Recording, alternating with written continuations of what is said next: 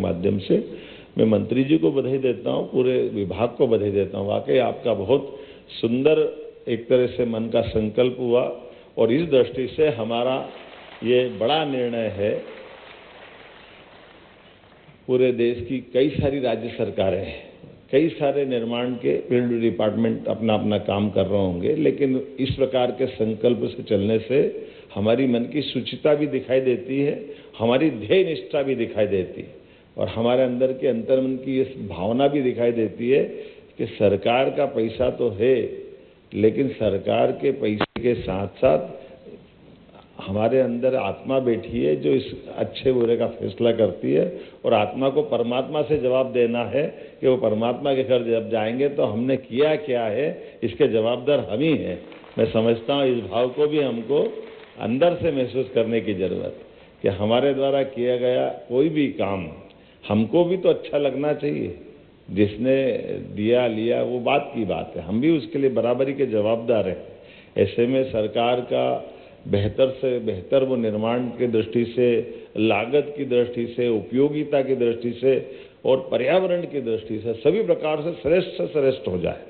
और विटामिन की आपने बात कही, वो सही बात है कि वो हमारा मूल रूप से तो पेट्रोलियम का वो रॉ मटेरियल ही है जो वेस्ट की तरह था, काम में आता था।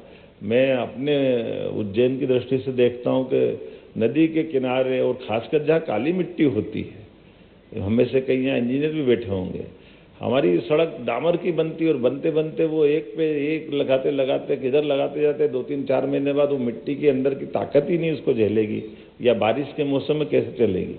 तो यही चुनौती रहती थी कि वो चलेगी कितने दिन तक। 2-3 सड़कें तो ऐसी सिंहस्थ से 2 सिंहस्थ तक वो हमेशा बनती टूटती रहती थी, लेकिन थोड़ी समझदारी हुई कि हमने सीमेंट कंक्रीट से बना दी प्रॉपर, तो 2 सिंहस्थों को कुछ नहीं बिगड़ा। पैसा तो लगा, लेकिन वहाँ होना क्या चाहिए, कैसे काम करना चाहिए, केवल थोड़ा सा तो जहाँ जहाँ की हमारी मिट्टी की अपनी प्रकृति है, उस मिट्टी की प्रकृति में जहाँ जैसी आवश्यकता है क्या वो निर्माण हम कराएं, उसके तरह से हम प्रोत्साहित करें। अब ये अलग बात है वो एस्टिमेट थोड़ा सा फर्क पड़ता है, लेकिन मत बनाओ लंबा चौड़ा, छोटा बना दे, उसमें क्या फ़र्क पड़ता है। लेकिन अपना रुपया ₹1.25 में तो चलना चाहिए, उसमें क्या फ़र्क पड़ता है।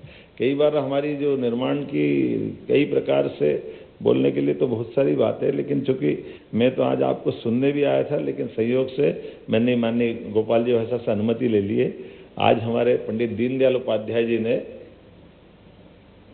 एकात्म मानव दर्शन के विषय के 60 वर्ष पूरे हो रहे, जब उनने पहली बार ग्वालियर में विचार रखा था, और उस विचार के माध्यम से हमारी ये जो अपनी मूल भावना ये भी एकात्म मानव दर्शन की है। आज भी जो हम बात कर रहे हैं इसको इसी प्रकार से भी समझ सकते हैं, जैसे हम अपने ये जो पिंड है, इसको पिंड को भी यत पिंडे तत् ब्रह्मांड कहा गया है।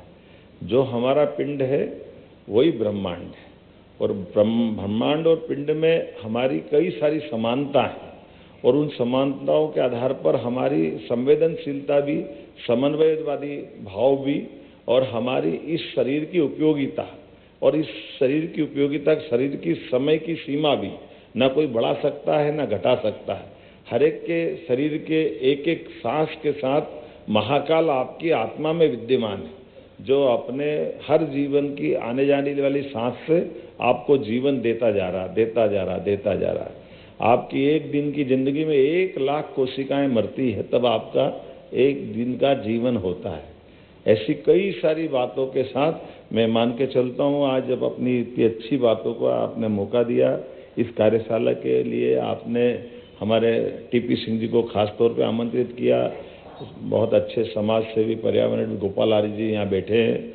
अब हमारी मुश्किल तो ये भी रहती है कि राजनेता ज़्यादा बोले तो बड़ी मुश्किल में पड़ जाता है कि इनको ही ज्ञान हो गया क्या, बाकी क्या करने वाले हैं। तो मैं धृष्टता न करते हुए अपनी बात को यहीं समेटता हूँ। सरकार के मुखिया होने के नाते से हमारे विभागों की ये दृष्टि आना चाहिए, जिसको सरल भाषा में हम ये कहें लीक से हटकर सोचने का तरीका, जिसके आधार पर हम अपनी उपयोगिता, हमारी भूमिका सरकार के साथ, प्रकृति के साथ में तालमेल करें, और हम बोल ही चुके हैं उन सारी बातों के साथ जिसके लिए हमने अपना ये पूरा आयोजन किया है। मेरी अपनी ओर से इस अवसर पर पीडब्ल्यूडी डिपार्टमेंट को बहुत गालियां पड़ती है निर्माण कार्य करते करते। मैं समझता हूं कि उस भाव के दृष्टि से भी हम इसको देखें कि आपकी भावना अच्छी रहती है, लेकिन आप भी बहुत सारे दायरे में बंधे रहते हैं। तो उस दायरे को खोलने के लिए आज की यह कार्यशाला भी बड़ी भूमिका अदा करेगी। इस शुभकामना के साथ बहुत बहुत धन्यवाद।